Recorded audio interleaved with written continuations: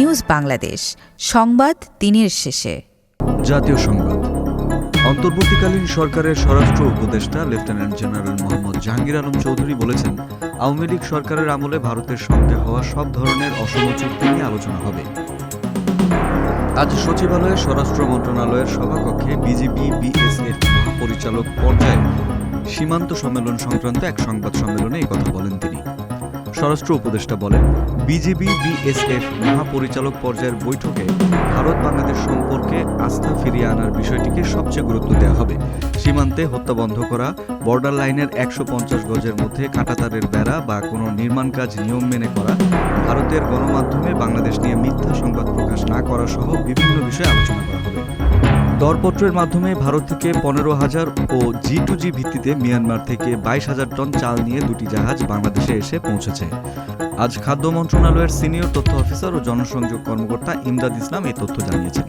তিনি বলেন, G2G ভিত্তিতে মিয়ানমার থেকে ২২,০০০ টন আতপ চাল নিয়ে MV ATN ভিক্টোরি জাহাজটি চট্টগ্রাম বন্দরে পৌঁছেছে।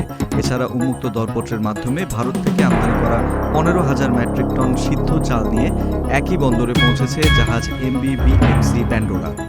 কারিগরি শিক্ষা অধিদপ্তরের অধীনে দেশের বিভিন্ন পলিটেকনিক ইনস্টিটিউট এবং টেকনিক্যাল স্কুল ও কলেজের জুনিয়র ইন্সট্রাক্টর টেক বা ফিজিক্যাল এডুকেশন ইন্সট্রাক্টর পদে ৩৫০০ জনের নিয়োগ স্থগিতে হাইকোর্টের আদেশ ৪ সপ্তাহের জন্য স্থগিত করেছে আপিল বিভাগ। এর ফলে তাদের নিয়োগে বাধা নেই বলে জানিয়েছেন আইনজীবীরা। আজ প্রধান বিচারপতি ডক্টর সৈয়দ রেফাত আহমেদের নেতৃত্বাধীন আপিল বিভাগ এই আদেশ দেন। একই সঙ্গে এই বিষয়ে জারি করা রুল ৬ সপ্তাহের মধ্যে নিষ্পত্তি করতে নির্দেশ দিয়েছেন আপিল বিভাগ।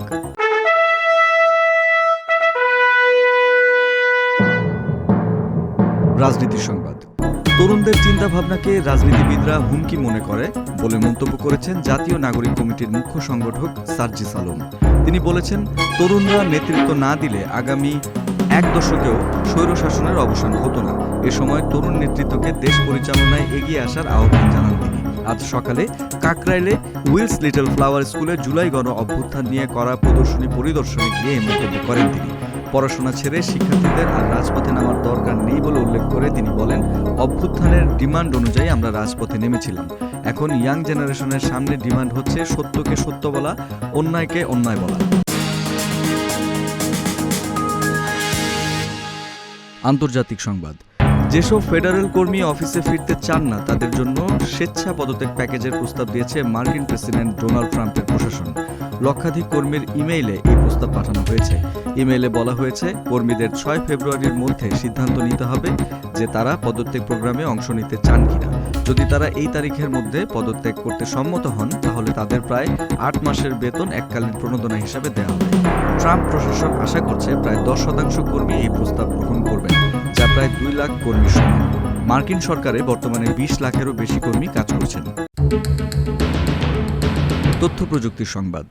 এবার সাইন ইন প্রক্রিয়ায় বড় ধরনের পরিবর্তন আনতে যাচ্ছে টেক জায়ান্ট মাইক্রোসফট।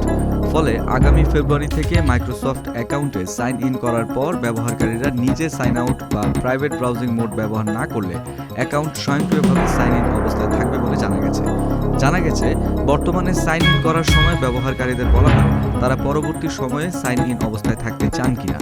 তবে নতুন নিয়মে এই ধাপটি সরিয়ে নেওয়া হবে, অর্থাৎ সাইন ইন অবস্থায় থাকার প্রক্রিয়া স্বয়ংক্রিয়ভাবে চালু থাকবে। ফলে যারা নিয়মিত পাবলিক কম্পিউটার ব্যবহার করেন তাদের এই ব্যাপারে বাড়তি সতর্কতা অবলম্বন করতে হবে। খেলার সংবাদ। চ্যাম্পিয়ন্স ট্রফির আগে আন্তর্জাতিক ক্রিকেট কাউন্সিল ICCর প্রধান নির্বাহীর পদ থেকে সরে গেলেন জিওফ অ্যালারডাইস। ৪ বছর দায়িত্ব পালন শেষে নতুন চ্যালেঞ্জ গ্রহণের ইচ্ছা প্রকাশ করে তিনি পদত্যাগ করেন। পদত্যাগের খবর নিশ্চিত করেছে বিশ্ব ক্রিকেটের নিয়ন্ত্রক সংস্থা জিওফ অ্যালারডাইস। গত ২০২১ সালের নভেম্বরে পূর্ণকালীন দায়িত্বে তিনি ICCর প্রধান নির্বাহী হিসেবে নিয়োগ পান। এর আগে ৮ মাস ছিলেন ভারপ্রাপ্ত দায়িত্বে। সংস্কৃতি বিনোদন। কপিরাইট আইন লঙ্ঘনের মামলায় আইনি লড়াইয়ে অভিনেতা ধানুষের কাছে হেরে গেলেন দক্ষিণ ভারতীয় লেডি সুপারস্টার খ্যাত নয়নতারা। সম্প্রতি নয়নতারার পক্ষে নেটফ্লিক্স ইন্ডিয়ার করা মামলাটি বাতিল চেয়ে আবেদন খারিজ করে দিয়েছে Madras high court. Nayanthara documentary Nayanthara beyond the fairy tale Dhanush প্রযোজিত সিনেমা নানাম রাউডি ধানের 3 সেকেন্ডের ফুটেজ অনুমতি ছাড়াই ব্যবহারের কারণে এই মামলা করা হয়। গত বছরের নভেম্বরে কপিরাইট লঙ্ঘনের অভিযোগ এনে অভিনেত্রীর বিরুদ্ধে মামলা করেন ধানুষ, যেখানে নয়নতারার স্বামী বিঘ্নেশ শিবান এবং তাদের প্রোডাকশন হাউস রাউডি পিকচার্সকেও বিবাদী করা হয়। দর্শক, এই ছিল আজকের নিউজ বাংলাদেশ সংবাদ দিনের শেষ আয়োজন। দেশ বিদেশের প্রতিদিনের সবশেষ সংবাদ জানতে চোখ রাখুন www.newsbangladesh.com। লাইক শেয়ার দিয়ে সঙ্গে থাকুন নিউজ বাংলাদেশের ফেসবুক পেজ ও ইউটিউব চ্যানেলে। ভালো থাকুন, সুস্থ থাকুন। আল্লাহ হাফেজ।